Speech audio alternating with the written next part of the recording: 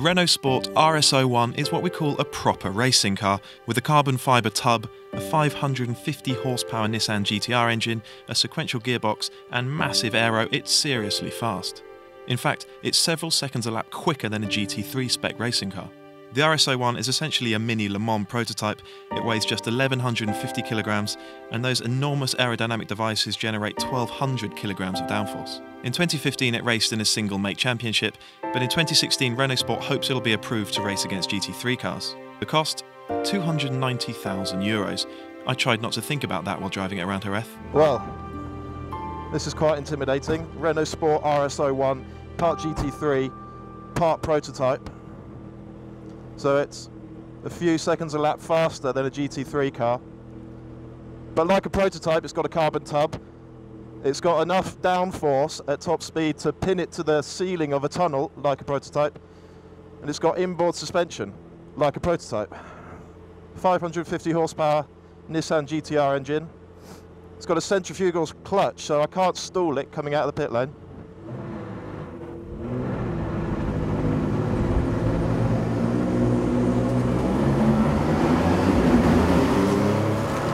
Excuse me if I shut up to concentrate.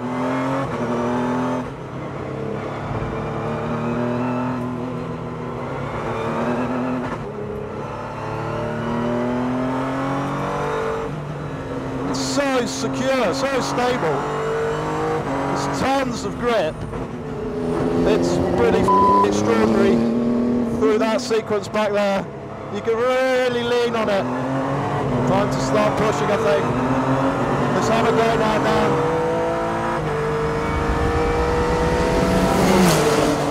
That's astonishing. Holy shit. The braking performance is nuts. They want me to come in this lap.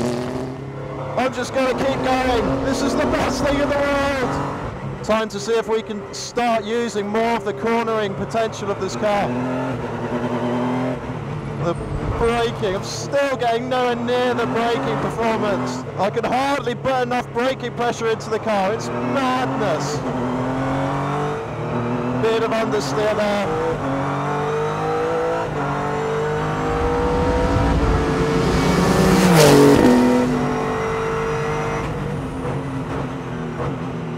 Still braking as late as I dare there, but still it's too early.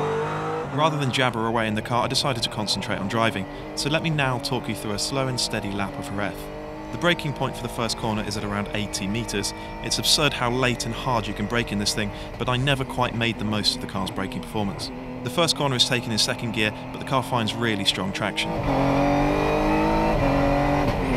Turn 2 is second gear as well. With power steering, the R.S. isn't too physical. You could really feel the aero working through this quick left-hander. I lost a load of time in there though. You need to be really brave. This right-hander has a really late apex and a blind exit, so you need good circuit knowledge. Again, the car is completely pinned down in here. We're hitting around 170 miles an hour down this straight. Even so, you only need to brake at 100 metres for the second gear right-hander. I had a tiny spike of oversteer away from this corner on more or less every lap. This left-hander is another ballsy one. The downforce builds in a really linear manner though, so it doesn't feel like a leap into the unknown to get the aerodynamic devices working.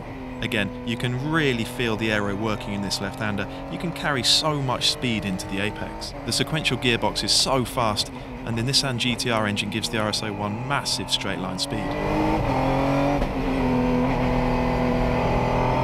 The entry to this chicane was one of the few areas where I really used the brakes to their full potential. I also felt like I got the chassis working through this tighter sequence. Second gear, turn in, clip the apex, up to third, turn in, apex, fourth gear, and into the quick right-hander.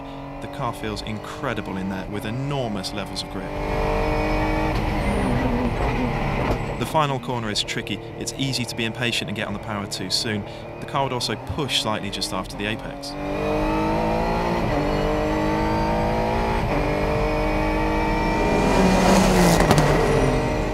So that completes a lap of Jerez in the R.S. The amazing thing about this car is that it's a serious racing car, and a seriously fast one at that. but anyone can jump in and have fun. You won't be surprised to learn it's the best circuit car I've ever driven. To watch Richard Meaden drive an Audi R8 GT3 car, click on the left, and to watch Evo's Track Car of the Year 2014, click on the right. And remember to subscribe to the channel.